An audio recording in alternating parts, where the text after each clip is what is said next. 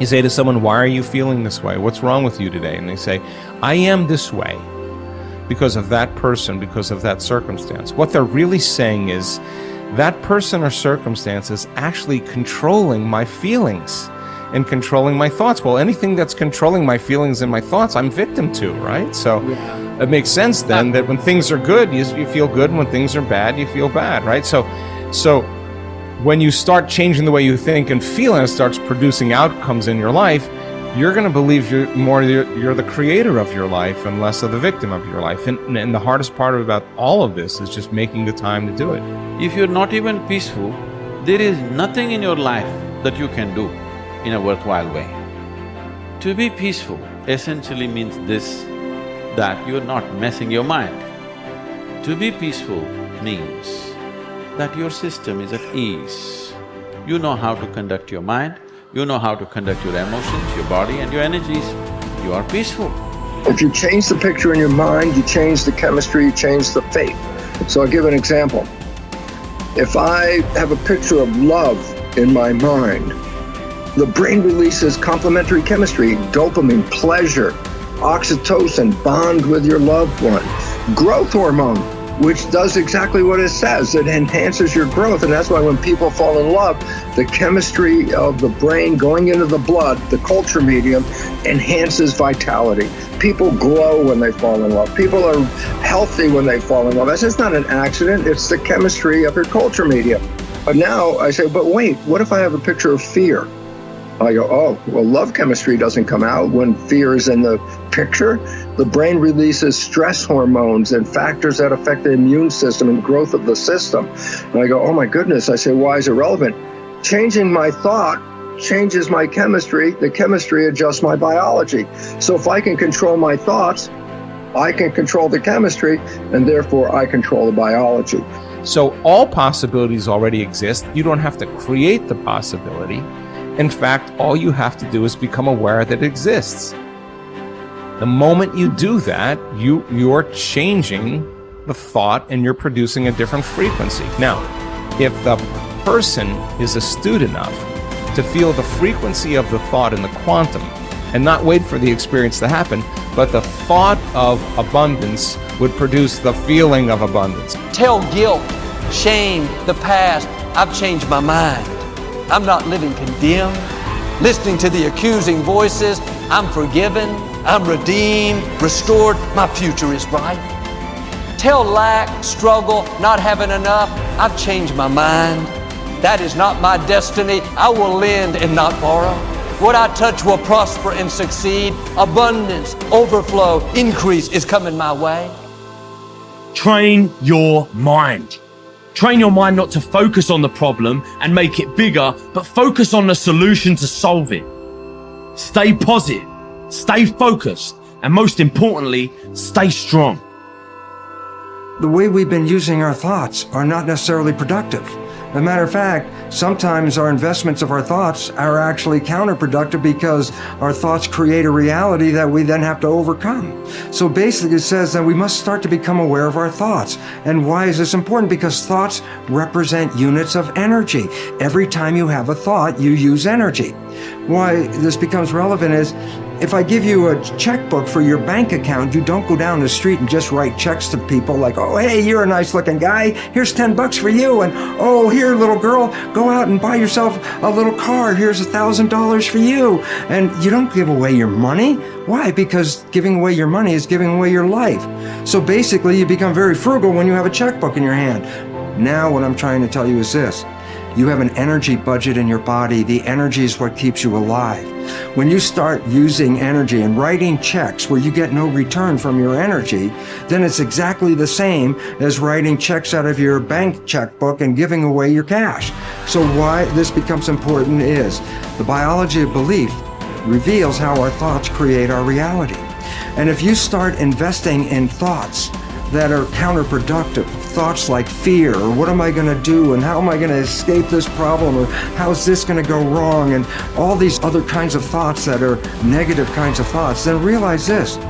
You are actually not just using your energy for having these thoughts, but these thoughts are also what come into your reality.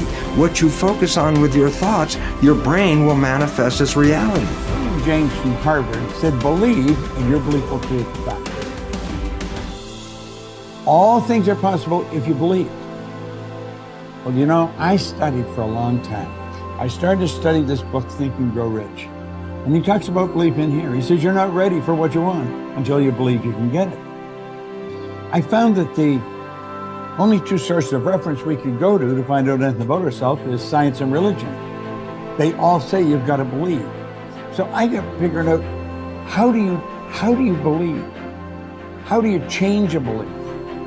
Interesting subject, because I'm going to tell you something. Your results are nothing but the manifestation of your belief system. Well, our belief system, now listen carefully, is based upon our evaluation of something. And frequently, when we reevaluate a situation, our belief about that situation will change. Let me repeat that. Our belief system is based upon our evaluation of something. Frequently, if we reevaluate a situation, our belief about it will change. I began reevaluating who I was. I started to study. I never stopped studying. And I found as I reevaluated, I had a much higher opinion of myself. I found out things about me that I would have never believed if you had told me. The power that's locked up within us, the marvelous system we've got. Do you know the blood circulates through your veins every 33 seconds, through hundreds of miles of passageway? Bang, just like that, clears all the food in and all the garbage out. Stop and think of the central nervous system. It's the most complex electrical system in the world. And you've got it. Think of your brain, an electronic switching station like that. You can change the vibration of yourself and everything around you. We have awesome powers, and it's all based on what you believe about you. Nothing is so embarrassing as watching someone do something that you said could not be done. People who embrace possibility thinking are capable of accomplishing tasks that seem impossible because they believe in solutions. When you believe you can do something difficult and you succeed, many doors open for you. Big thinkers are specialists in creating positive, forward-looking, optimistic pictures in their own minds and in the minds of others. If you embrace possibility thinking, your dreams will go from molehill to mountain size, and because you believe in possibilities, you put yourself in position to achieve them. The winners in life think constantly in terms of I can, I will, and I am. Losers, on the other hand, concentrate their waking thoughts on what they should have done or what they don't do. If you believe you can't do something, then it doesn't matter how hard you try, because you've already lost. If you believe you can do something, you have already won much of the battle.